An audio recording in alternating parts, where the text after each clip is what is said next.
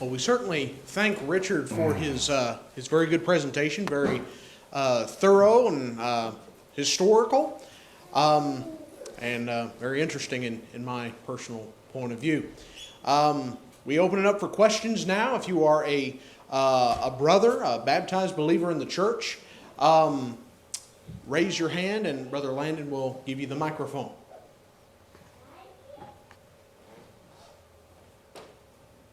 Matt Fuller.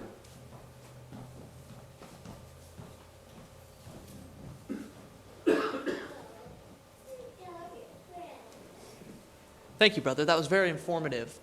At the beginning, you mentioned that these men were a product of the society that they lived in, and their thoughts were influenced by the thought leaders of that time. Well, certainly that's true for us and true for people all throughout time. So my question would be, do you have any advice for how we can sift through the societal influences and maybe even some influences from within the church that may not be strictly biblical, but are influenced by something else? And how do we drill down onto what is specifically biblical and eliminate some of those outside influences?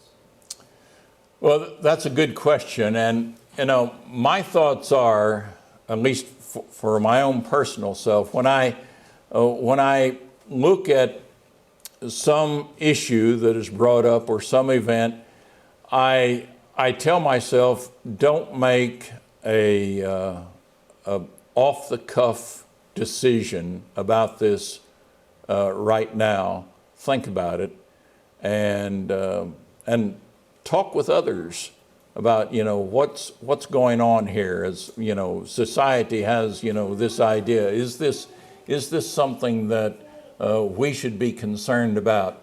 Read your Bible to see if there's anything that you can find that answers the question that may be before you. And just ask for wisdom. The Bible says that if we would pray for wisdom, why, we will receive wisdom. And I think sometimes one of the problems that we face is that men will make their decisions without getting all the facts. We need to be fact gatherers, and then we need to look at what it is that we've gathered. We need to compare that with what God's Word teaches, and then make our decisions. And sometimes your decision's not going to be very popular if you do that, but it's the way to do it. Alan Bonifay.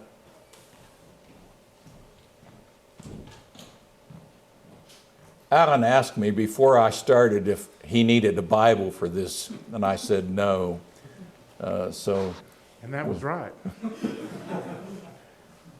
I appreciated your talk. I thought it was very interesting. And I have a question in a minute, but as to what Matt was saying, I think your advice is excellent, because those men thought from their early results that they could see the millennium happening and that they were in it. And in just a few years, it was pretty obvious to B.W. Johnson and Lee Tomlinson and others that was not the case. And so they had to go back to the drawing board. Yes. In our own time, from the early results in Russia, we thought there was a field ripe unto harvest, and we were going to go in there and convert however many people. And we did preach the gospel to people who never heard it. I don't think that was a mistake. But we've had to find out that was not the field of harvest we thought it was. And there may be lots of reasons for that, but apparently that's the case. And so you need to be careful, and particularly,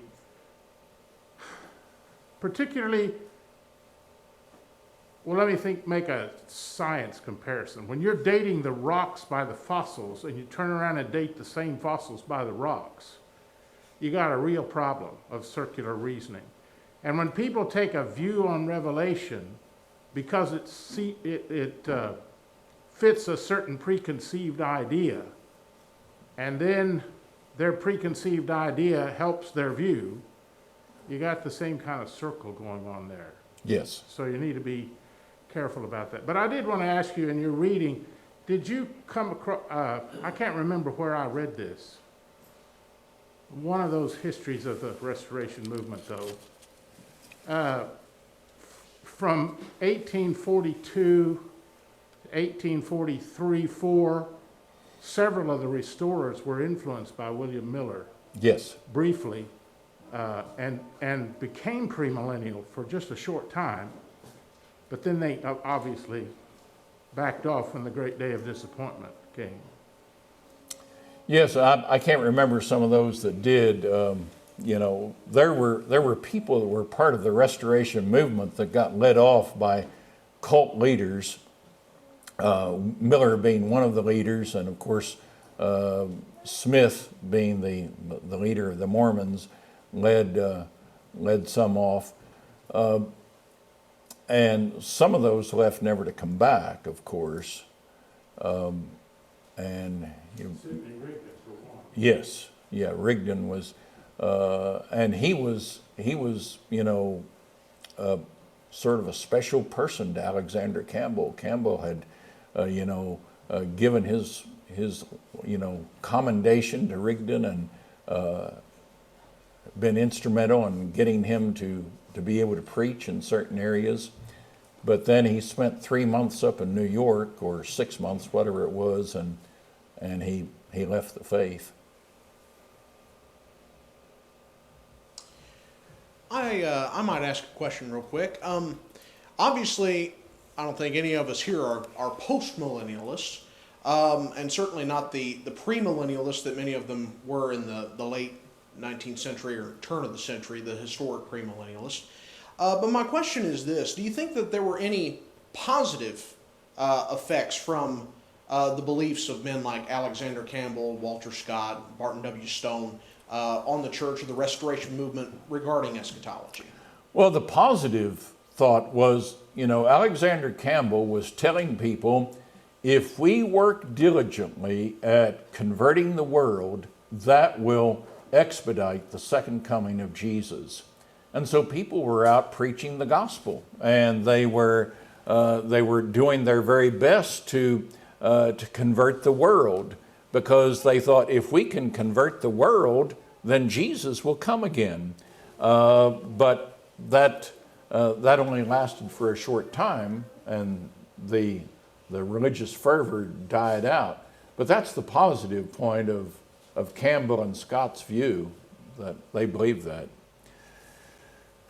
One of the problems with postmillennialism is that people feel that Jesus won't come again if there's wars going on and if there's crime in the streets, because there has to be this period of paradise here on earth before Jesus comes again, which gives a false sense of security to people, because Jesus can come again tonight.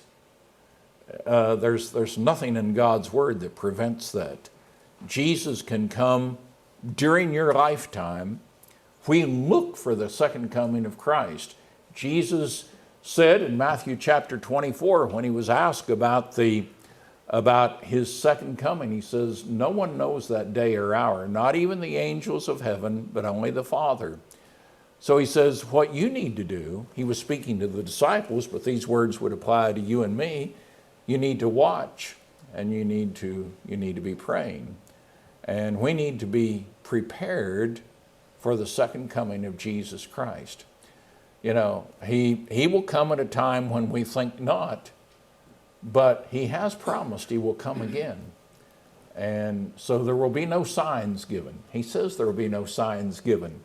You needn't think that because you saw a comet streak across the sky, or because that there's been an earthquake out in California, or because that there's some great tsunami that has occurred someplace in the world, that this is a sign that Jesus Christ is coming again. It's not. These things will happen. Jesus will come again also. Any further questions for Matthew Barnes?